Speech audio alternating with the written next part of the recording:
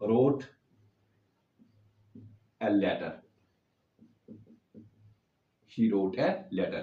she यहाँ पे subject है, wrote यहाँ पे वर्ब है, a letter यहाँ पे ऑब्जेक्ट है। तो हमें कैसे पता चलेगा ये इस वर्ब का ऑब्जेक्ट है?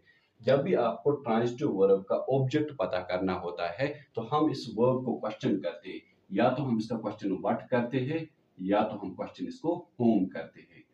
जो व्हाट और होम का आंसर आएगा वो उसका डायरेक्ट ऑब्जेक्ट होगा। तो यहाँ पे आप क्वेश्चन कर रहे हैं शी रोट व्हाट, व्हाट का आंसर क्या आता है? A letter. ए लेटर यहाँ पे इसका क्या है? ऑब्जेक्ट। मगर कौन सा ऑब्जेक्ट है? डायरेक्ट ऑब्जेक्ट है। क्लियर?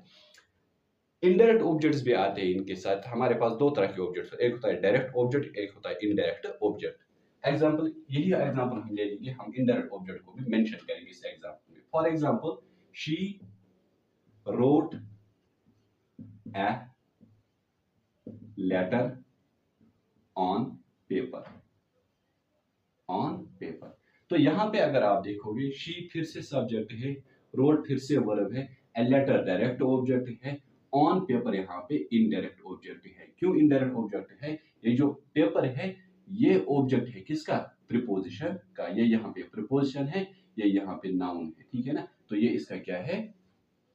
Indirect object. इसको हम ऐसे भी कर सकते, डायरेक्ट ऑब्जेक्ट को हम इनडायरेक्ट की जगह ले सकते, इनडायरेक्ट को हम डायरेक्ट की जगह भी ले सकते, ऐसे भी लिख सकते। For example, she wrote on paper a letter, ठीक है ना? इसको हम इंटरचेंज भी कर सकते हैं, डायरेक्ट ऑब्जेक्ट को यहां ले सकते हैं, इनडायरेक्ट को यहां ले सकते हैं। क्यों मैंने ऐसा किया है?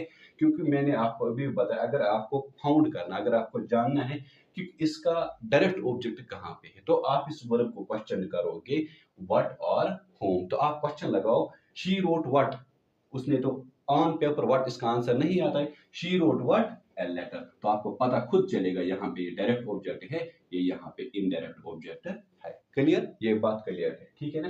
तो ट्रांजिटिव वर्ब्स क्या करते हैं? उन्हें जरूरत पड़ती है किसकी? डायरेक्ट ऑब्जेक्ट की, टू कंप्लीट इट्स मीनिंग। ये तो सिंपल है।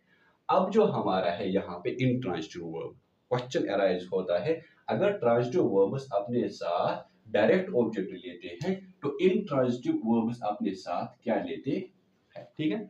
मोस्टली इंट्रांजिटिव वर्ब्स जो हमारे हैं वो अपने साथ मोस्टली या तो एडवर्ब लेंगे या एडवर्बियल फ्रेज ले लेंगे, या नथिंग, या तो ये कुछ नहीं लेते, नथिंग, ठीक है ना? तो इंट्रांजिटिव